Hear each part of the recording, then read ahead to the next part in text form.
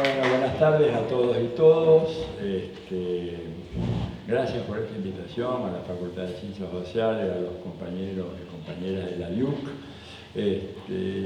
por darme esta oportunidad para hacer una pasada panorámica, no diplomática, panorámica, estoy con ese tema hoy, panorámica por la realidad latinoamericana, ¿verdad? En un continente que aparentemente se ha sacudido, sí, por favor.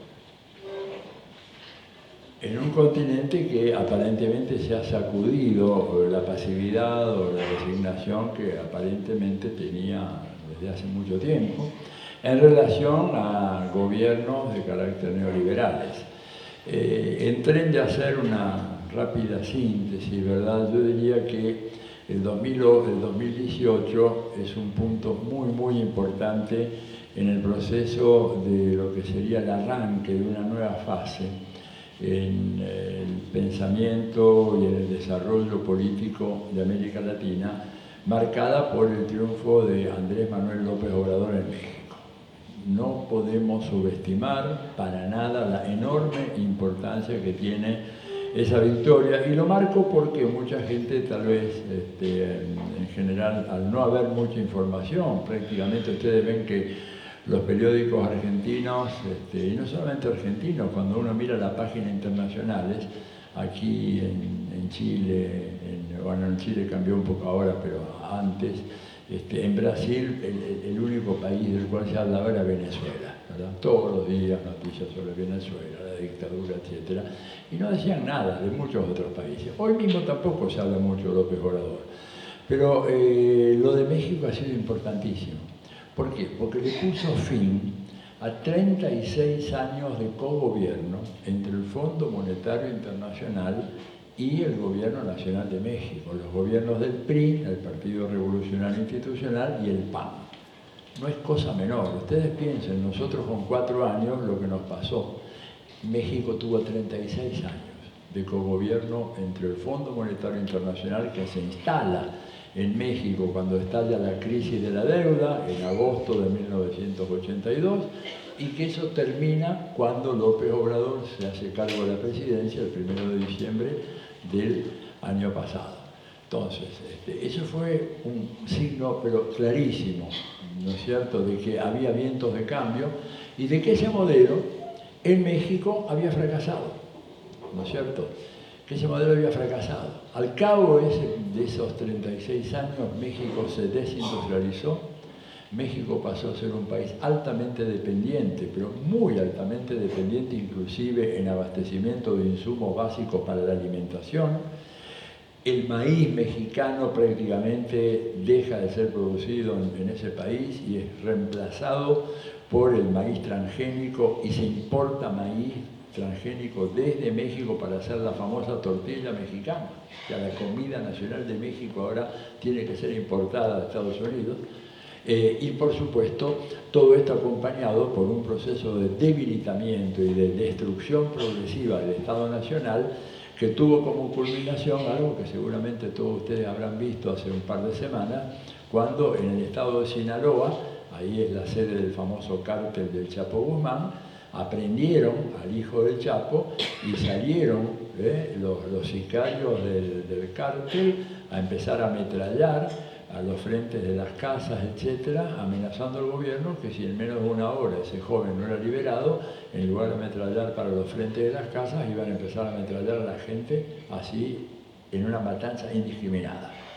Y López Obrador tuvo que ceder, ¿no es cierto? Y al día siguiente la conferencia de prensa que dio, yo estaba en México en ese momento, fue realmente muy conmocionante, porque los periodistas, por supuesto, la mayoría de los periodistas muy críticos de López Obrador, muy críticos, no lo aceptan, son periodistas un poco como los de acá, digamos, de la prensa hegemónica, y él le dijo, bueno, ¿ustedes qué querían?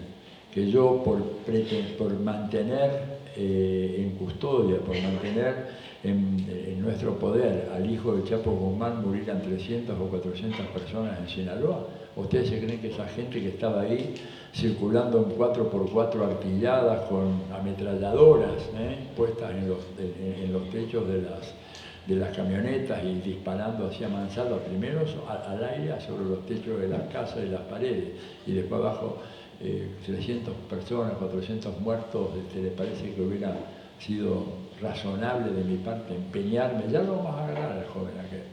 Pero hoy en día el Estado mexicano no tiene cómo contrarrestar el poderío del narco, que se hizo grande y se llegó a tener ese desarrollo gracias a las políticas neoliberales.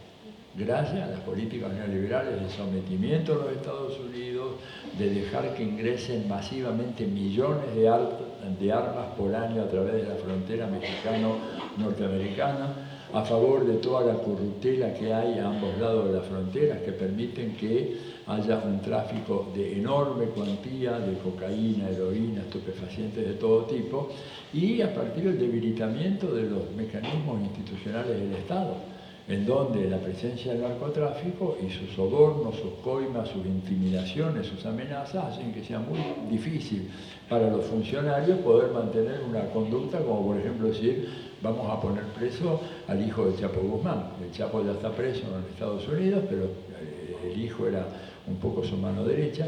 Bueno, lo tuvieron que soltar. O sea, México de alguna manera empezó a transitar por ese camino. Y para entender la importancia de México hay que tener muy en cuenta, muy claramente, que México para Estados Unidos es el país más importante del mundo. No es ni la China, ni Rusia, ni Israel, ni Irán, ni ninguno de esos. Esto, digamos, los teóricos de la derecha norteamericana lo tienen muy, muy claro. Inclusive, puedo narrar una anécdota, ¿verdad?, que me tocó vivir. En su momento yo estudiaba en Estados Unidos, en la época en que estaba la guerra de Vietnam, y cuando se produjo la derrota de los Estados Unidos, yo estaba tomando un seminario con el profesor Samuel Huntington, que era un pensador de derecha, muy, muy ortodoxamente de derecha, un halcón, ¿verdad?, consejero del presidente Nixon durante los años de la guerra de Vietnam, y después el presidente Ford. Y me acuerdo como si fuera hoy el temor, el pánico que se produjo en el pequeño seminario, doctorado, éramos 9 o 10 muchachos nada más, de los cuales casi la mitad éramos extranjeros, pero los americanos, los chicos americanos que estaban ahí, le preguntaron a boca de jarro cuando entra Huntington y se sienta en la mesa esta redonda que compartíamos, una vez un poco más grande que esta. Uno de ellos le dice: profesor, si Estados Unidos fue derrotado por un país campesino, atrasado, pobre, como Vietnam, ¿qué va a pasar si la Unión Soviética se vuelve contra nosotros? Nos arrasa, ¿verdad? Y Huntington le dijo: mire, primero hay que tener en cuenta que hay que separar el discurso, la retórica oficial de Moscú de lo que son las políticas concretas. En primer lugar, ¿no es cierto? Una cosa son los dichos, los gestos diplomáticos, otras cosas los comportamientos concretos de los estados. Segundo lugar, la Unión Soviética, por imperio de los desarrollos tecnológicos de nuestra época, estamos hablando del año 75, comienzos de la tercera revolución tecnológica industrial, la Unión Soviética lentamente se va a ir articulando con los países del capitalismo europeo. Y esa animosidad que tiene hoy contra los Estados Unidos, contra el capitalismo, etcétera, va a ir atemperándose a lo largo del tiempo. Un poco anticipaba la famosa teoría de la convergencia de los sistemas, etcétera. Y en tercer lugar, no se olviden de que la Unión Soviética está muy lejos. Son más de 12.000 kilómetros de Boston, donde estábamos nosotros, y entonces sí, puede ser un peligro, pero en todo caso, y ahí lo sintetizó, dijo, es un peligro transitorio y lejano. En cambio, el peligro permanente y cercano que tenemos nosotros se llama México. Este es el problema, porque México ha estado permanentemente en ebullición. Ha habido procesos revolucionarios. México es la avenida por la cual toda la inestabilidad política, social, las injusticias que produce el desarrollo del capitalismo en América Latina, ¿verdad? Todas esas injusticias, los problemas, las migraciones, la pobreza, todo se canaliza a través de México. Y México lo tenemos al lado. De manera que en términos de seguridad nacional para los Estados Unidos, El país más amenazante para nosotros es México.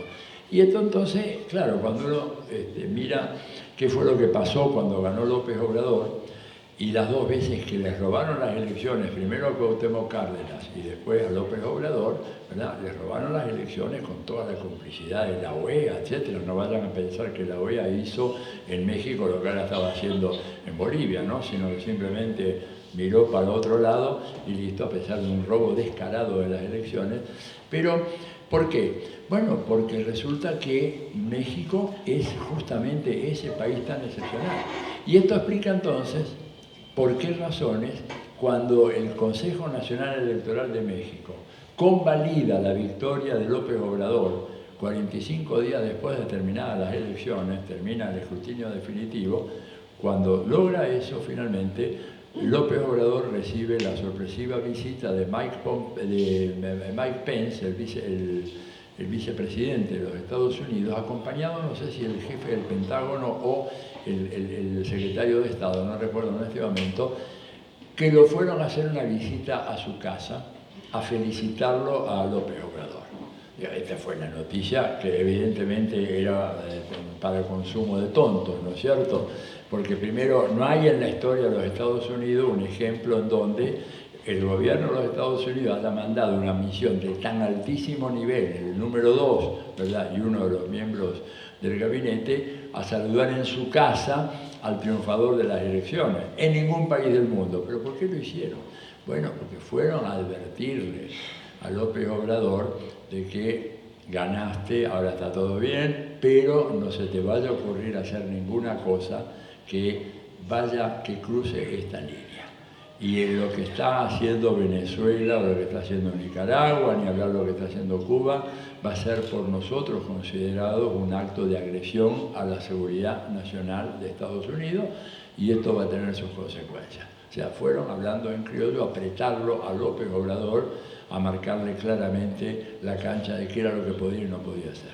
Pese a lo cual, López Obrador ha hecho algunas cosas, se ha manejado con mucha astucia, mucha inteligencia, por los bordes de esta restricción tan dura que le impone Estados Unidos al país que ellos consideran más peligroso, más amenazante del planeta, porque lo tienen al lado, y además porque es la puerta de entrada de todos los procesos de desconfiguración social que produce el capitalismo latinoamericano. Entonces, digo, lo de López Obrador, su sobrevivencia política, el hecho de que hubiera tenido conductas, gestos muy importantes de autonomía nacional, que hubiera rescatado la mejor tradición diplomática de México de conceder asilo político, como se lo ha concedido, ¿verdad?, a varios líderes de Ecuador, como se lo acaba de conceder ahora nada menos que a Evo Morales, a García Linera y a Gabriela Montaña, como se lo concede en Bolivia, donde en la Embajada Mexicana en La Paz hay decenas de colaboradores muy estrechos del presidente Evo Morales que están ahí en refugio, y en donde el gobierno mexicano está buscando los salvoconductos para ponerlos, digamos, bajo protección y ofrecerle asilo diplomático. El hecho de que haya invitado, ¿verdad?, a la primera visita al exterior, nada menos que el presidente Díaz-Canel de Cuba, y las actitudes que ha tenido, por ejemplo, diciendo que ofrece México como sede de la CELAC, hablan claramente de alguien que está justamente transitando al borde del abismo, preservando lo más que puede la autonomía y la autodeterminación nacional, y empezando a desmontar lentamente, porque eso no se puede hacer de la noche a la mañana, la maquinaria del neoliberalismo que le dejaron ahí con toda su secuela de corrupción, etc. Además, un hombre profundamente democrático, profundamente austero, ¿verdad?, que sometió una decisión fundamental, que era la construcción del nuevo aeropuerto de México, a una consulta popular, arruinando un negocio multimillonario en dólares que había dejado el gobierno de Peña Nieto. ¿Y por qué? Porque cuando hizo la consulta popular, la gran mayoría de los habitantes del Distrito Federal dijeron que no querían ese aeropuerto ahí, y lo tuvieron que trasladar y hacer en otro lugar, destruyendo las operaciones de especulación inmobiliaria que habían hecho los amigos del régimen anterior, en connivencia con el Banco Mundial, con el Fondo Monetario, con el BID. ¿Se dan cuenta? Entonces, un hombre así muy especial. Bueno, la verdad que me extendí demasiado, pero sí quería plantear esto de México como un punto importante. México, un punto de quiebre, comienza a fines del 18, luego tenemos la serie de acontecimientos que se desenvuelven en los últimos 3 o 4 meses en toda América Latina, una especie de efecto dominó, complejo, ¿no es cierto?, no es uniforme, pero tenemos la gran insurrección popular, campesina, indígena en Ecuador, una insurrección impresionante, producida ¿por qué? Bueno, no solo por el aumento del precio de la gasolina, sino por todo el paquete, el paquetazo, como se le dice en Ecuador, que significa la aplicación a mansalva de las políticas económicas, en donde se instaura una precarización laboral, se reducen los días de vacaciones, se acaban con todos los subsidios que permitían tener un transporte relativamente barato, sobre todo para las cargas de la población campesina, ¿no es cierto?, en un país que prácticamente no tiene otro medio de transporte que el camión, y bueno, toda una serie de otras políticas de restricción del gasto público, etcétera, que originaron ese levantamiento.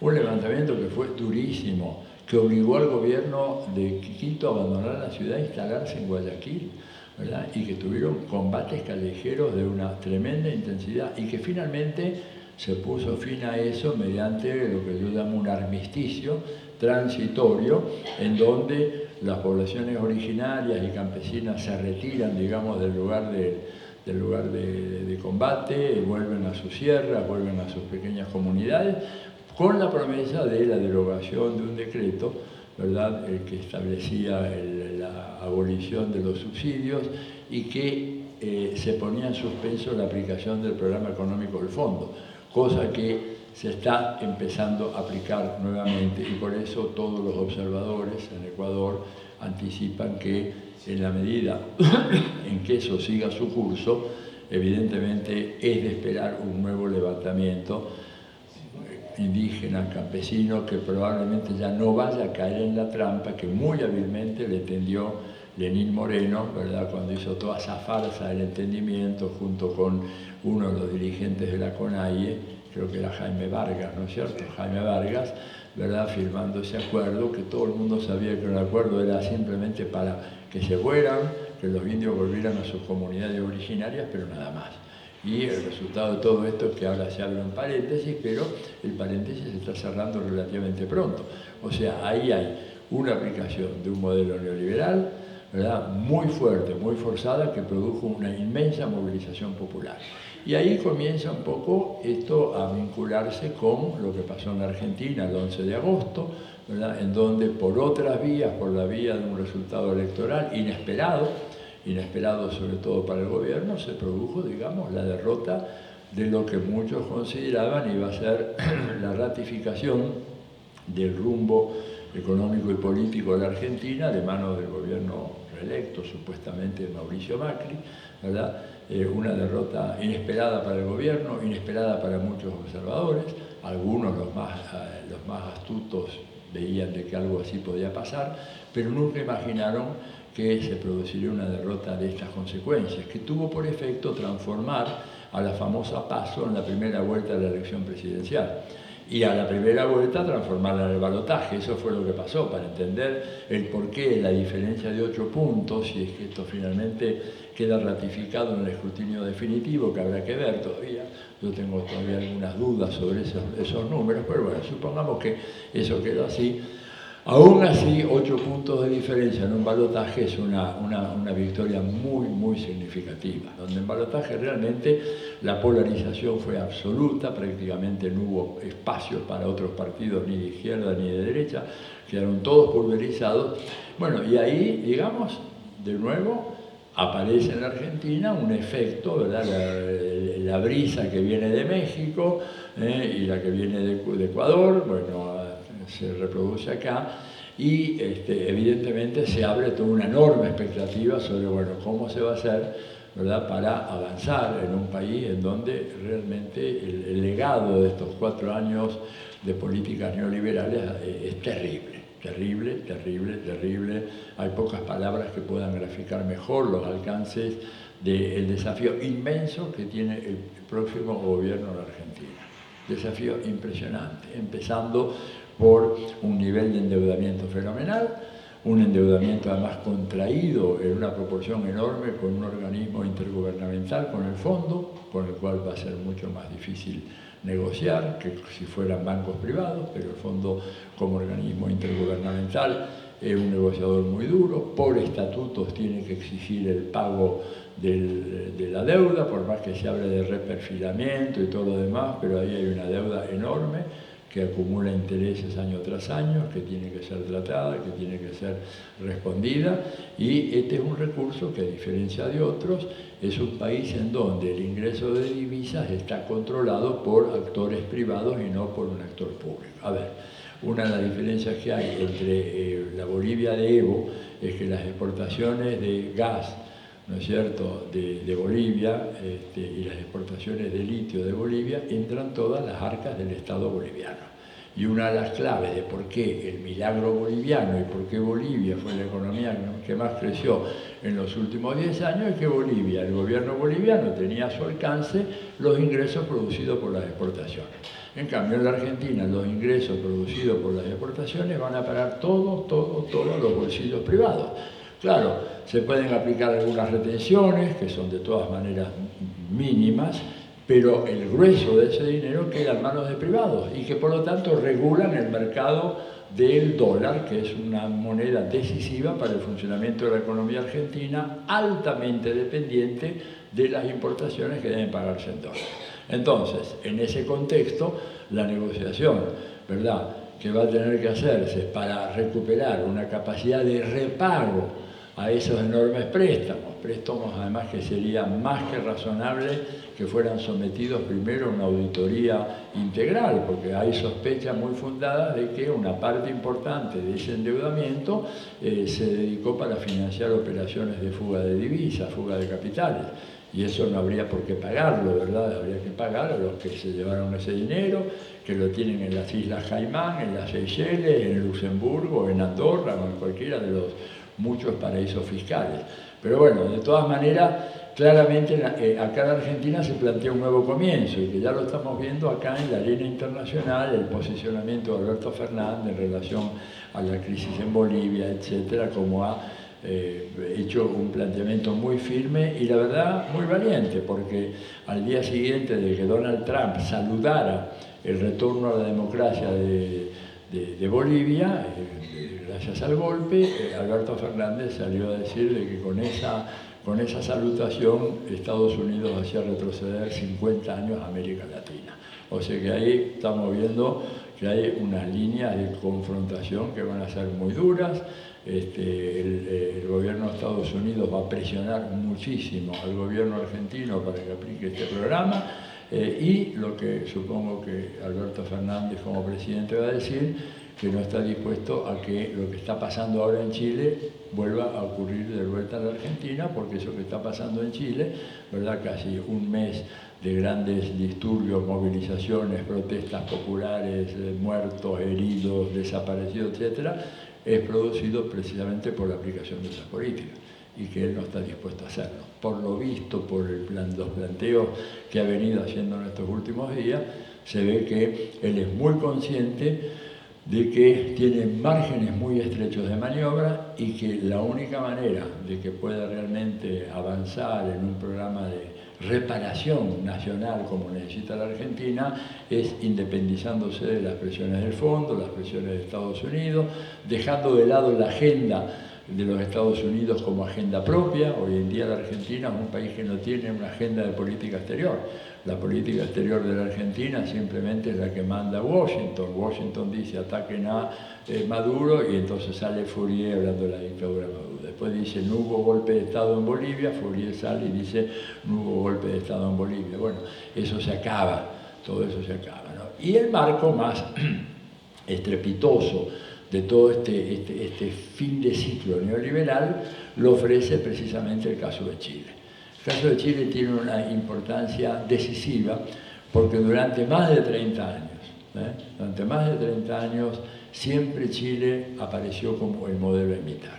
Todos los organismos internacionales, la CEPAL, el Banco Mundial, el Fondo Monetario, el BID, etc., amén de los economistas de lo que se llama el mainstream, la corriente principal, intelectuales, opinólogos, grandes medios de comunicación, permanentemente señalaban, ¿verdad?, al modelo chileno como el caso exitoso. Y se decía una doble transición exitosa de la dictadura a la democracia y de la economía estatista, intervencionista, a una economía de mercado. Bueno, pues eso fue simplemente una ilusión, eso fue producto de una manipulación mediática, una manipulación ideológica, porque no hubo, ¿verdad?, ninguna transición de la dictadura a la democracia. Hoy en día estamos viendo las enormes limitaciones de la democracia en Chile, ¿verdad?, una democracia que a lo largo de casi 30 años fue incapaz de convocar a una asamblea constituyente para acabar con la constitución de Pinochet. Es decir, ¿qué clase de democracia es esa que sigue rigiéndose por una pieza constitucional como la que se urdiera bajo el régimen del general Augusto Pinochet Ugarte? Y ahora, ¿por qué eso? ¿Por qué esa debilidad?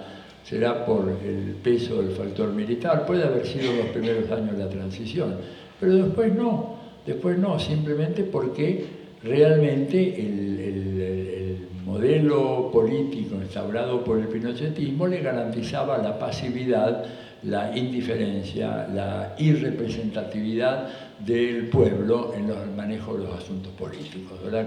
Primero con el famoso esquema electoral binominal, no me voy a detener ahora en los detalles de eso, que condenaba a una parte importante de la población a no tener ninguna clase de representación política, pero después básicamente profundizando las leyes que habían comenzado a ser gestadas durante los años de Pinochet y que se convirtieron en una verdadera avalancha después. Y doy un solo dato.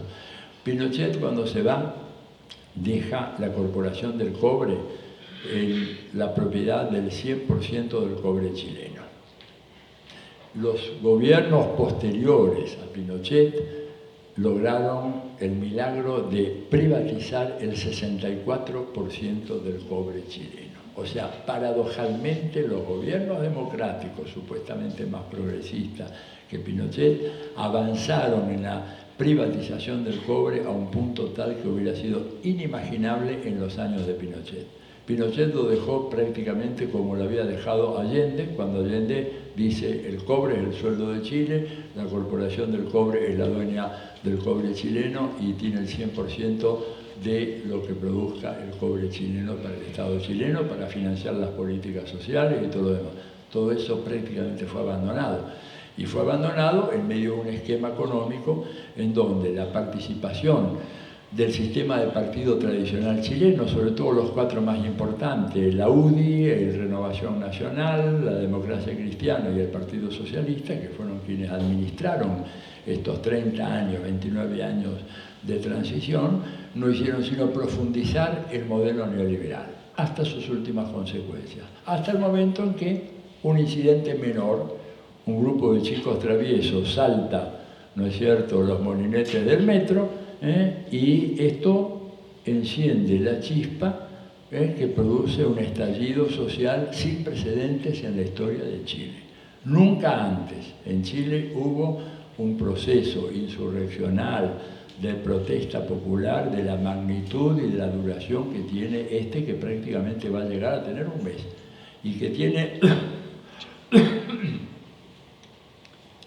tiene al gobierno de Piñera contra las cuerdas y sin salida, ¿verdad?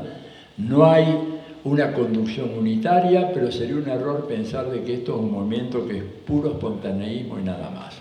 Lo que hay en Chile, más bien, es una enorme dispersión de fuerzas políticas organizadas o fuerzas sociales a una escala muy micro y muy local, que nunca habían tenido la ocasión de poder coordinar sus acciones. La travesura de aquellos chicos que saltaron el micro le dio esta oportunidad. Y a partir de ahí la historia de Chile ha dejado de ser lo que era. Es completamente diferente. Hoy Chile es un país, la sociedad chilena despertó de eso que yo llamé en un artículo mío el sonambulismo político. Era un país, una sociedad sonámbula, ¿no es cierto?, que transitaba engañada por los medios de comunicación de masas, mucho más concentrados que en la Argentina, una propaganda pertinaz, permanente, día y noche, ¿no es cierto? La sociedad de consumo, consuma esto, consuma lo otro, y no se iban dando cuenta, no podían darse cuenta, estaban como narcotizados por esa propaganda y por la política hecha por los partidos tradicionales que de alguna manera mandaban un mensaje de que se vivía en el mejor de los mundos. Cuando Piñera dice que llegar a Chile, viniendo del resto de América Latina, era como llegar a un oasis, reflejaba esta ilusión que tenía la clase dirigente chilena. Claro, ellos vivían en un oasis. Tengan en cuenta lo siguiente, un diputado en Chile gana mucho más, pero digo mucho más, que un representante en el Congreso de los Estados Unidos. Mucho más. A ver, gana por lo menos 40% más que lo que gana un diputado o un representante, como se le dice en Estados Unidos, en el Congreso de los Estados Unidos.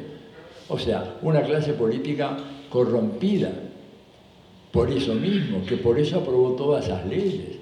Una ley que despojaron a los chilenos, no solo de los recursos del cobre, de la madera, de los salmones, los despojaron de sus propios ahorros, de sus ingresos.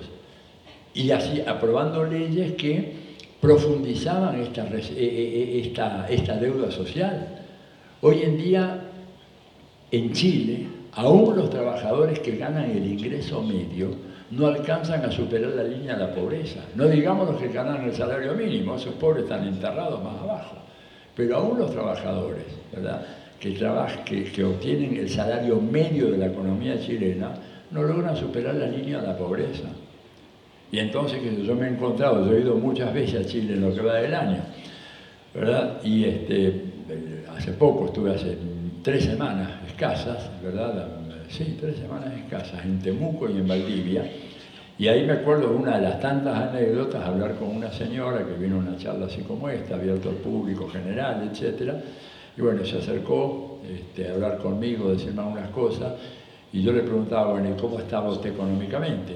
Y me dijo, mire, muy simple, yo cada mañana, yo tengo trabajo, mi marido también, tenemos tres chiquillos, me dijo, y cada mañana con mi marido tenemos que ver si ese día vamos a trabajar tomando el colectivo o la micro, como se dice en Chile, tomo la micro o compro 1 kilo de pan. Esta es la opción. Invierno, llueve, truene, nieve, nosotros no tenemos para las dos cosas, tenemos que optar cada día. Y lo más probable es que nos vayamos caminando al trabajo, porque si no, no tenemos pan. Esta es la sociedad ideal, el oasis, la maravilla que decía esta dirigencia política. Claro, entonces cuando uno empieza a mirar, porque siempre es bueno pasar de lo macro a lo micro, o sea, de los grandes indicadores, el ingreso nacional, a la gente concreta, real y carne y hueso, a ver cómo vive, y uno encuentra cosas como esta, que por ejemplo te dicen, bueno, no me alcanza para comprar comida. Entonces, ¿qué tengo? Una tarjeta de algunos de estos supermercados, ¿no es cierto?, en donde, bueno, me cobran un interés, pero voy bicicleteando todo esto y logro comprar la comida. Ahora, cuando uno mira los números de la macro, se entera por el Banco Central de Chile de que el nivel de endeudamiento de los hogares chilenos es equivalente a casi el 45% del ingreso nacional. Una cifra pero gigantesca. Para tener una comparación, la Argentina es del orden del 11%, y no estamos bien, ¿verdad? Bueno, acá estamos mal, es el 11% el nivel de endeudamiento de los hogares. Allá es casi el 45%. Y el problema es que ya comienza a darse un fenómeno que es la creciente morosidad. O sea, antes te endeudabas y podías pagar, pero como las tenazas, digamos, del ajuste siguieron funcionando, ahora te endeudas y no puedes pagar. Entonces, 1 de cada 3 hogares está en mora, no puede pagar su deuda. Y entonces, nuevos intereses, punitorios, sanciones, intereses excepcionales, etc. Y todo eso, evidentemente, configura un cuadro en donde bastaba con que un niño prendiera un fósforo y entrara la Santa Bárbara o estallara por los aires. Y eso fue lo que pasó. Este neoliberalismo que convirtió a Chile de ser uno de los países más igualitarios de América Latina en el más desigual hoy de América Latina. Chile está en el ranking número 8 de desigualdad a nivel mundial, según el Banco Mundial, ¿verdad? Compartiendo ese sitio junto con Ruanda, que es uno de los países más pobres del África. Y eso es lo que se viene abajo ahora. Y por eso, todo eso además la dirigencia no lo veía. La que lo expresó con total claridad fue la mujer de Piñera, cuando dijo, estamos perdidos con estos alienígenas. Claro, para ella todo esto, este Chile, era un Chile, digamos, que no tenía nada que ver con el mundo ideal en el cual ellos vivían, ¿no es cierto? Y a mí me hace acordar eso, por ejemplo, a la reacción de algunos sectores de la oligarquía argentina en 1945, cuando ocurrió el 17 de octubre. Sería interesante, lean los diarios de la época, lean la prensa y La Nación fundamentalmente, la descripción que hacen los observadores, los reporteros, diciendo, ¿de dónde salió esta gente? ¿Quiénes son? ¿Verdad? Por eso aquella famosa expresión del aluvión zoológico. Bueno, lo que dijo la mujer de Pinochet, podía haber sido Lucía. El inconsciente sabio no me deja mentir. En el fondo un Pinochet disfrazado, aplicando la misma política, excluyendo a la gente, empobreciéndola. Bueno, todo aquello, para sintetizar porque tengo poquito tiempo, todo aquello sí, todo aquello se derrumbó y ya no tiene vuelta atrás. Entonces creo que es la gran noticia. Más importante todavía que lo de López Obrador, que es muy importante, porque ya nadie puede venir a decirnos imiten el modelo chileno. Mi amigo Vargas Llosa se ha quedado mudo. Estoy mandándole indirectas y mensajes. ¿Qué opina, don Maes? ¿Qué opina? No dice nada. Escribió una cosa por ahí diciendo que estaba asombrado, que era un enigma, y yo no pude terminar. Tengo una larga nota que voy a publicar seguramente mañana o pasado, porque me distraje totalmente con el caso boliviano, obviamente, ¿verdad? Pero él dice, no tengo palabras. Claro que no tiene palabras para escribir lo que está pasando en Chile, porque habían construido una ilusión, un globo, y de repente unos niños pincharon el globo y listo. Y no es por los 5 centavos, porque el aumento del metro fue 30 pesos, o sea, 5 centavos de dólar, nada, no, es todo, como dicen las marchas, son los 30 años. Bueno, ni les cuento, y ya voy a lo de Bolivia, que me están soplando acá, Bolivia, por favor. Pero para que vean, las AFJP, que allá en Chile le llaman la AFP, oigan, ha sido una de las estafas más extraordinarias en la historia del capital financiero. No tengo tiempo de darle los detalles, pero les puedo asegurar. Decían dos cosas. Decían que cobraban una comisión del 2%, ¿verdad? En realidad cobran una comisión real del 20%. No el 2, sino el 20%, pero que se la empaquetan de tal manera que uno, salvo que sea un estudiante avanzado de economía, no se da cuenta de dónde viene el perro que le meten por ahí, ¿verdad? Claro que ahora la gente se empezó a dar cuenta. ¿Por qué? Porque una profesora de escuela secundaria, después de hacer 30 años de aporte y de creer ciegamente en la verdad del neoliberalismo y que la empresa privada es eficiente, etc., cuando va a cobrar, tenían que pagarle 100 para poner un número sencillo y le pagan 35. Entonces le dicen, ¿cómo 35? A mí me corresponde 100. Sí, pero esta otra deducción de acá, la comisión esta, su seguro de enfermedad, seguro de salud, seguro de muerte, etcétera, etcétera, etcétera, no le daban el dinero y no le querían dar. Y la mujer recurrió, hizo una demanda judicial y después de varios años, finalmente la demanda llegó hasta la Corte Suprema. Y ahí, cuando la Corte falló a partir de la señora, fue como si se le prendiera la luz a todos. Decían, nos están estafando, porque lo que hicieron con ella no lo van a hacer a nosotros. Me faltan 4 años, me va a pasar lo mismo. Y por supuesto, la jubilación que están pagando hoy no alcanza a la línea de la pobreza. Tanto así que Bachelet tuvo que darle un bono complementario, un bono para que por lo menos llegaran no a pasar la línea de la pobreza, sino a acercarse a la línea de la pobreza, a gente que pagó todo lo que tenía que pagar. Así que bueno, eso ya no tiene remedio, habrá que ver cómo se procesa lo de la Asamblea Constituyente. Nunca Chile tuvo una constitución aprobada por el pueblo, jamás en toda su historia. Todas las constituciones fueron hechas por gobiernos de facto, la de 1833, 1925, 1980. Sería la primera vez esta, por eso la enorme resistencia a la partidocracia chilena, que no quiere saber nada con eso, porque se le van a acabar todos sus privilegios. Termino con lo de Bolivia. Bolivia, bueno, ¿qué pasó en Bolivia? Bolivia pasó que Evo ganó las elecciones por un margen menor de lo que tenía que ganar. Evo además evidentemente cometió un error en el 2016 porque no tendría que haber planteado ese referéndum en ese momento. La pregunta, ¿por qué lo planteó con 3 años y medio de anticipación? Respuesta, porque personeros del Banco Mundial a fines del 2015-2016 viajan a La Paz, tienen una reunión con Evo y con su ministro de Economía y, entre otras cosas, les dicen que el precio del gas se va a desplomar a menos de $10 el millón de BTU. Con lo cual, el cálculo que hizo Evo era de que si le tocaba llevar adelante, ¿no es cierto?, en ese momento, en un año y medio más, una consulta, cuando el Estado quedase prácticamente desprovisto de recursos, ¿no es cierto?, para hacer política social, le iba a ir muy mal.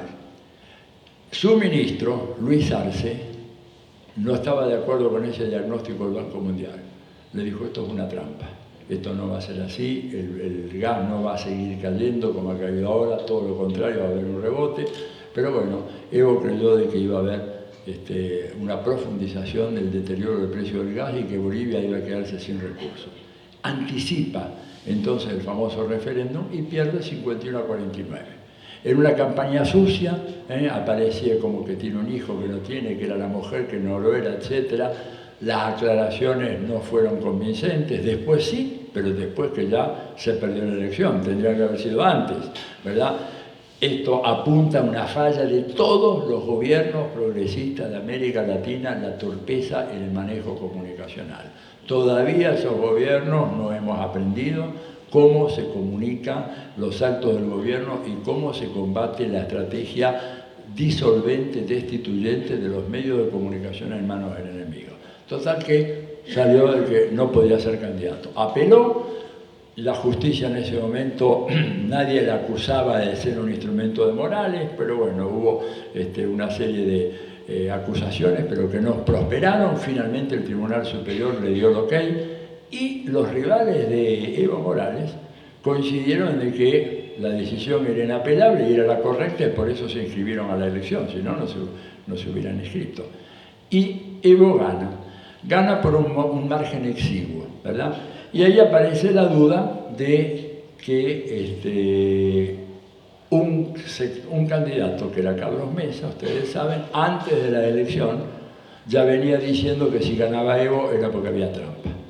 Y eso lo empezó a machacar toda la prensa permanentemente, no solamente la prensa boliviana, sino la prensa internacional. Si gana Evo es porque hay trampa. Evo ganó, y ganó por un porcentaje que tampoco es mínimo, porque él le sacó más de 600.000 votos de diferencia a Carlos Mesa, ¿verdad? O sea, no es que hubo una victoria ajustada, no. Sacó 0,57% por encima del 10% que requería la ley. El informe de la OEA en ningún momento dice que hubo fraude. Usa un neologismo que a mí me gustó mucho. Alta improbabilidad estadística. Alta improbabilidad estadística de poder haber ganado, como yo digo, alta improbabilidad estadística de que Mauricio Macri hubiera sacado 40% de los votos. Yo mirando los números, haciendo unos cálculos, y es muy poco probable porque se me esfuman varios decenas de miles, casi un centenar de miles de votos que no sé dónde están y que de repente aparecieron del lado de Macri. Pero nadie puede decir que eso es fraude. La OEA no lo dijo. ¿Pero qué pasó? Ya estaba montado el aparato. La maquinaria del fraude ya estaba armada. Las Fuerzas Armadas, ¿verdad?, habían sido absolutamente penetradas por el imperialismo norteamericano, que es muy sabio, tiene muchos tentáculos, tiene tentáculos en la academia, en los militares, en los medios, en la justicia, por todas partes, ¿verdad? Y entonces, ¿quiénes fueron los grandes protagonistas del golpe?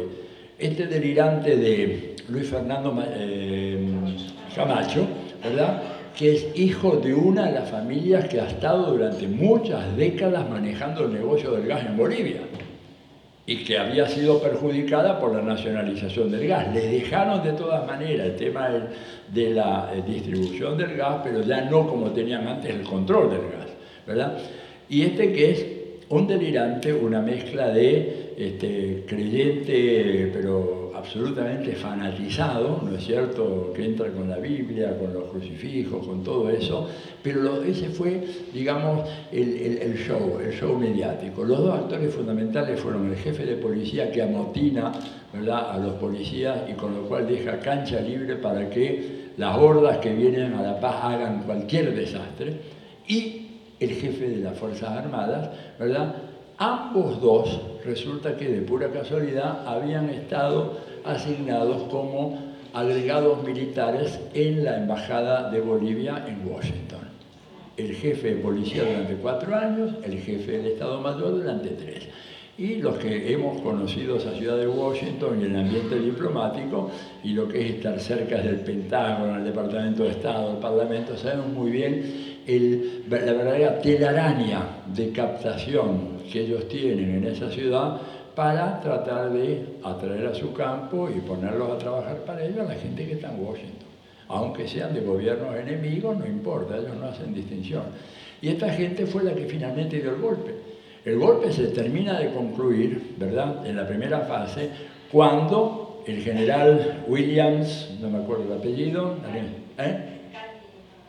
Williams Cariño, sí, le dice a Evo Morales, bueno, ya el presidente tiene usted que renunciar, váyase. ¿Por qué? ¿Por qué? Porque ya no obedecían al jefe natural de las Fuerzas Armadas, que era el presidente de la República, por eso técnicamente hay un golpe. Ahora, lo que vino después es un caos. Ahora, digamos, en este momento nadie sabe quién da órdenes en Bolivia. El avión que lo saca a Evo, ¿verdad?, fue producto de una negociación cuyos perfiles todavía no se saben muy bien, pero en donde no intervino ninguna otra persona, salvo algunos oficiales superiores de la Fuerza Aérea de Bolivia, que no estuvo directamente involucrada en el golpe y que dieron el permiso para sobrevolar parte del territorio boliviano. Y el otro que hizo posible la maniobra fue nada menos que el presidente del Paraguay, Mario Abdo, a instancia de un llamado de Alberto Fernández, porque no había cómo sacarlo. No había cómo sacarlo, porque después resulta que Ecuador, Lenín Moreno, le negaba el permiso para sobrevolar por el espacio aéreo ecuatoriano. O sea que el avión ese tenía que salir de Asunción, lleno de combustible, bordear la frontera boliviana y ir por dentro de Brasil. Y Bolsonaro, que había declarado pocos días antes que era un día muy feliz. Bueno, Bolsonaro en ese momento tenía tanta influencia como yo en la Fuerza Aérea brasileña, más o menos. Porque fueron los militares brasileños los que dijeron pase por acá sin consultarlo a Bolsonaro. Sin consultarlo a Bolsonaro, lo cual habla de algo que sabíamos ya, de que Bolsonaro está ahí, pero que tiene mucho menos poder del que se supone que tiene. Bolsonaro no le iba a dar el poder, lo dieron los militares brasileños, que le dijeron pasen por este corredor. Entonces pasa por el costadito, se mete por el costado de Perú, evita Ecuador y por mar abierto llega a México. Pero esto habla de que también hay una situación, ¿verdad?, absoluto descontrol en Bolivia, porque nadie podía dar una orden en contrario, la tomó un oficial, digamos, de la Fuerza Aérea nada más. Ahora, y termino con esto, después aparece esta señora, ¿no es cierto?, que había sacado 1.9% de los votos, se autoproclama presidenta ante una asamblea que no tiene quórum, y es reconocida nada menos que por Trump.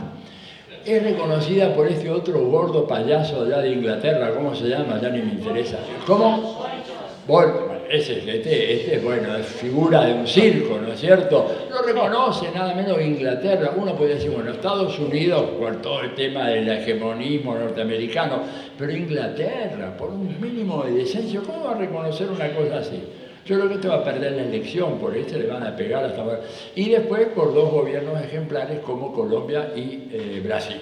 Son los únicos que reconocen... Y no, perdón, la Argentina, que creo que hoy en la tarde salía el reconocimiento, se reconoció ya, acaba de ir, un aplauso para el presidente, acaba de reconocer al gobierno surgido del golpe en Bolivia. ¿Qué va a pasar ahora? Y termino con esto. Bueno, la Guaidó boliviana. ¿Terminó el golpe ya? No, no terminó.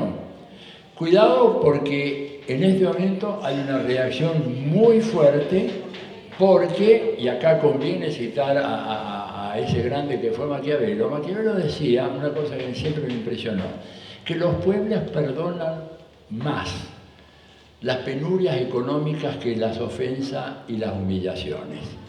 Y el pueblo boliviano ha sido humillado por estos salvajes que prendieron fuego a la huipala, que dijeron ya no entra más la Pachamama acá, se acaban las supersticiones paganas, acá viene la Biblia, acá viene el cristianismo. Le salieron a cortar trenzas a las señoras de los pueblos originarios, una cosa de una salvajada, un racismo, ¿verdad? Hay una nota que no sé si la vieron, salió anoche en la televisión, esta mujer llorando porque le habían cortado las trenzas, le habían despedazado la pollera. Decía, pero ¿por qué yo? ¿Qué tengo que ver yo con esto? Si yo soy apolítica, dice, pero ¿por qué no me respetan? Bueno, y se está armando una cosa muy fuerte, en donde estos pueblos originarios, no nos olvidemos que son la mayoría de la población de Bolivia. Esta señora, por más que se tiña y se pinta de blanco, no tiene mucho de blanquito ni nada, es una originaria desplazada y disfrazada, pero los otros que no se quieren disfrazar van a venir, y van a venir con una fuerza muy grande. Entonces, capítulo que está todavía abierto, termino con esta recordación. Venezuela, 2002, golpe contra Chávez. El 11 de abril Chávez estaba liquidado. El 13 de abril bajó la poblada y Chávez volvió a estar en el Miraflores. No me extrañaría que un proceso así, tal vez con otro ritmo, tuviera lugar también en Bolivia. Bueno, gracias.